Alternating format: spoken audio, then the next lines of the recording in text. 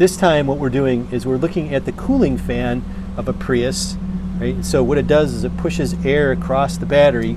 Sometimes these fail. A lot of times they'll fail because of things like dog hair in the vent there. We've got part of the venting taken away.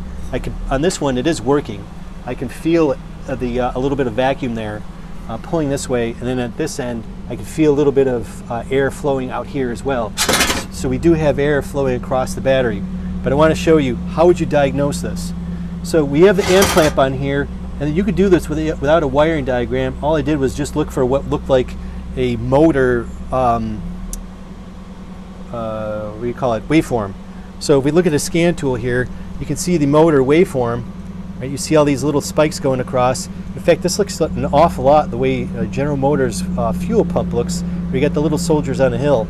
So I'm going to pause it, right, so we can inspect it better. Now that's nice how it happened to fall right where there. So right here, each spike is a commutator section. So commutator sections are always an even number. So we got 1, 2, 3, 4, 5, 6. 1, 2, 3, 4, 5, 6. And you'll see the sixth spot there is pretty low, right? So we need to see a spike on each one, which means that where I've got the cursors right now would indicate that commutator section is probably going to fail at some point. So if the brushes happen to lie on that section right there, we may have an intermittent problem. So I'm showing you that at some point this fan is going to have an intermittent no-run problem.